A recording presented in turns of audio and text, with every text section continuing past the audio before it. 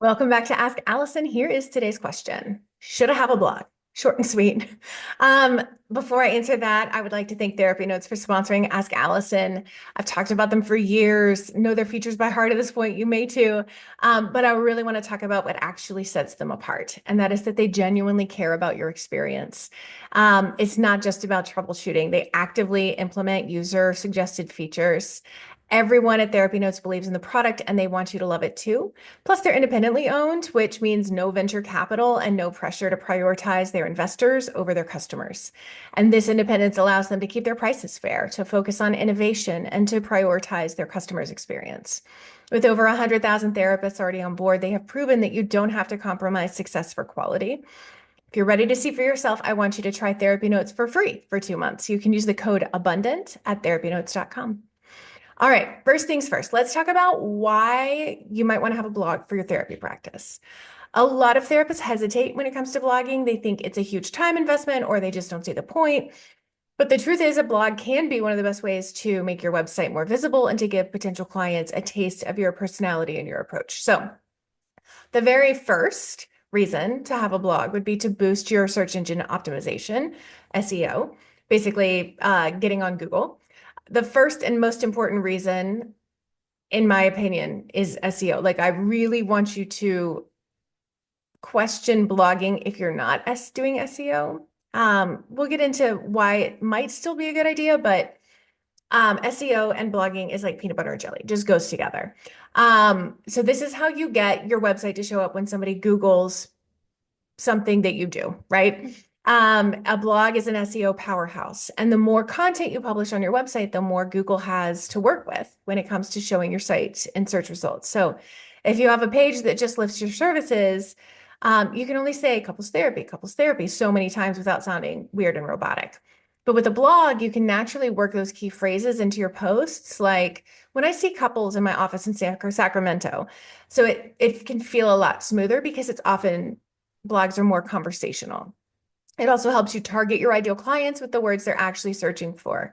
Now, just having a blog is not going to make you have SEO on your website. It might increase visibility some, but you're not going to get on the first page of Google. So know that if you are choosing blogging, you're probably also choosing SEO as a marketing strategy that takes a different skill set. Another good reason to have a blog is that it can showcase your approach and your values. So your blog is your chance to show potential clients who you are and what you stand for. Maybe you've got a unique approach or you specialize in a niche area of therapy, and your blog gives you a platform to explain that. For example, let's say you write a blog post titled 5 Ways to Save Your Marriage After Infidelity. Potential clients who read that will get a feel for how you handle these tough situations like infidelity. They're going to understand that you're committed to helping your clients work through difficult problems rather than just throwing in the towel with these kinds of traumatic situations. So if that's what they're looking for, then they're going to find you. They're going to read that and they're going to choose you. You can also attract ideal clients. So imagine that you're one of several therapists a potential client is considering.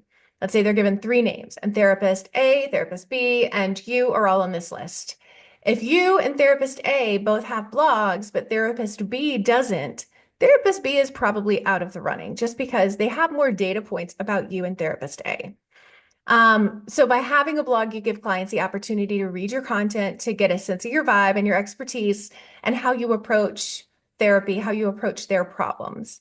That means that they can make an informed decision. So if they choose therapist A, that's okay because you're looking for your ideal clients, not just anybody who walks through the door. So let's say therapist A is like, how to get rid of your ex when he cheats on you. And you're like, how to work through the relationship with infidelity.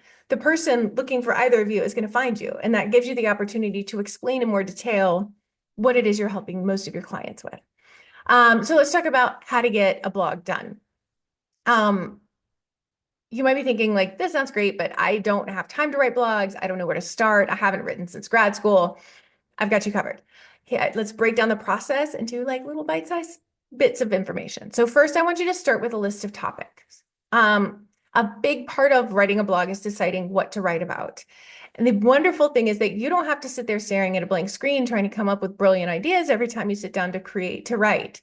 if you've already created a list. It can be like in your notes app, in your phone, every time, let's say you finish a session and you're like, oh, something that that client said is something most of my clients say at some point. I could write a blog post about that.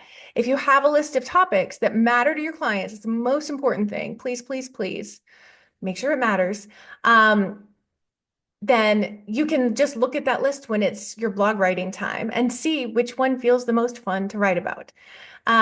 Think about what your clients ask you over and over, what they say over and over. What do you talk with them about in your sessions? What do you wish they knew about therapy? These can all be great blog topics. Next is to make your content valuable. This seems obvious, right? Like, but it's worth saying. Don't write a blog post just for the sake of writing. Every single post you publish should provide real value to your ideal niched clients. So whether you're sharing tips, you're offering insight, you're answering common questions, make sure that that content is useful to the people who are reading it. If you're just throwing something together to check it off your to-do list, your readers are going to notice. It's going to hurt your credibility. The more valuable, the more helpful your content, the more trust you'll build with your audience. You need a niche for this. If you're writing about depression one day and relationships another day and anxiety another day and eating disorders another day, like you don't seem competent with any of them. So make sure that you are writing about the nuances that aren't going to be big headlines on, like HuffPost blogs.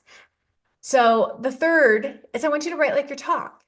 When you're writing a blog, don't make it sound like a textbook. This is one of the biggest mistakes that therapists make. You want your blog to sound like you're having a conversation with your ideal client. If you read any of my blog posts, you watch any of my videos, you probably know that I talk like this. It's casual, it's conversational, it's real. And that's how I want my content to feel. You want your potential clients to read your blog and feel like they're getting to know you a little bit better, not reading a really stiff academic article. Write how you would talk to your therapy clients in session. That way it's a fair representation.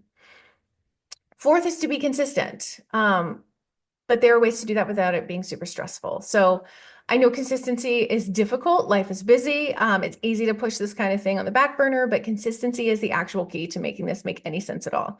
It doesn't mean you have to publish a new post every single week, though that's a really great pace if you can do it. It just means you need to decide how often you're going to post and stick to it. I wouldn't do any less than once a month. The important thing is just to be super consistent. And the way that I make that easier is that I batch every writing thing I do at all, whether it's a blog, whether it's Ask Allison's, whether it's social media posts. So instead of writing a blog every single week for that week, I set aside 1 or 2 days to write several posts at once and then schedule them to publish automatically. And that way it's a lot less stressful than having to write on a really tight deadline every week.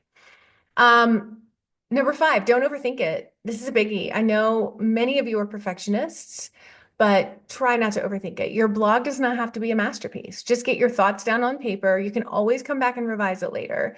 The important thing is to get started.